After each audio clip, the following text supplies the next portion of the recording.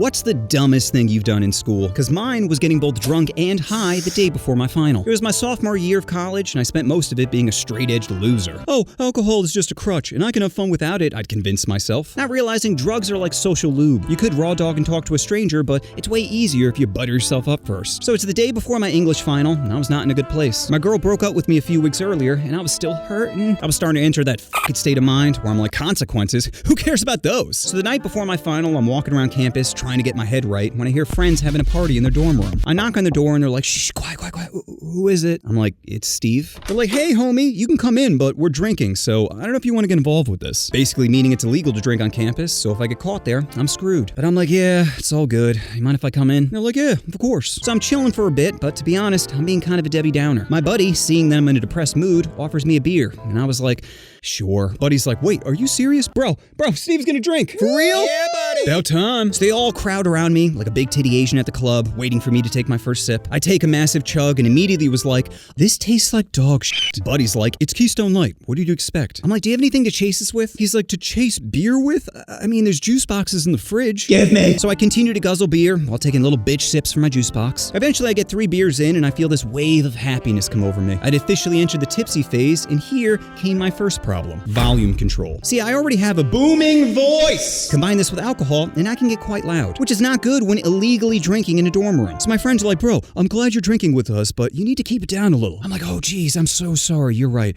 Anyway, you guys want to play Mario Kart? Like, no matter how many times I was told to keep quiet, I just get fluctuating back to way too loud. Then I get a text from my friend Tracy, and that's when I experienced the second effect of alcohol, beer goggles. My desire to pork my friend, like my Johnson, rose dramatically. You see, sober me found Tracy to be a 6, but tipsy me, Tracy moved to a 7 real fast. I'm like, does beer always make you this horny? And they're like, no, going through puberty makes you forever horny, but beer will make you smash people you weren't originally into. Anyway, we continued hanging out, drinking, playing Mario Kart, when my buddy starts rolling a joint. And since I was in such a good mood from the alcohol, I'm like, you mind if I smoke with you guys? And my homies just looked at each other smiling like, damn dude, we've waited all year for you to say that to us. So my buddy rolls up a fatty and we head to the woods. Being a noob who's never smoked before, I didn't know how to properly inhale. So when the first hit, I just held it in my mouth and it never got into my lungs. My buddy was like, just swallow it. And I'm like, I ain't no hoe. He's like, no, just swallow the smoke. That way you'll know it'll pass by your lungs and you won't just waste it by putting it in your mouth. So I take a hit, swallow it, and pass it to the right. By the third hit, something in me snapped, and for whatever reason,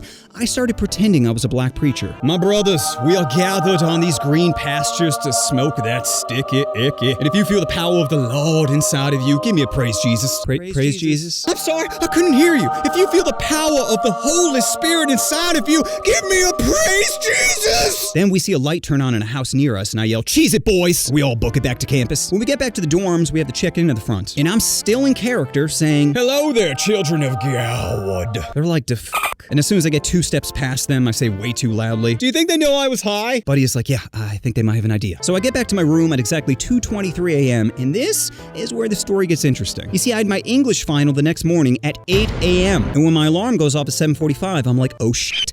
I'm still fucked up. So I go to class super paranoid that people are gonna think I'm on drugs. I sit down, try not to make eye contact with anyone when the person behind me asks, do you think we need a pencil? And I was so out of it, I just said, God works in mysterious ways. The teacher eventually hands out the exam, and I'm going through it while progressively getting distracted, like, okay, how many sonnets did Shakespeare write? Is that a butterfly? Butterfly pretty. Tits, focus. Eventually I get through all the multiple choice questions, but at the end of the exam, there were 2 questions you needed to write out a paragraph for. And I was like, oh no. Because zooted or not, circling an answer is pretty straightforward. Writing out a coherent thought is much tougher. The first question was describe your experience going to a poetry reading. Now, I did go to a poetry reading, but I stayed for maybe 3 minutes before they asked me to leave. You see, the dude presenting had a poem titled Apple Tree. That went, my apple tree is tasty and sweet. My apple tree is ripe for the picking. My apple tree is long and hard. And I'm just laughing, looking around, going, we all know he's talking about his dick, right? Right?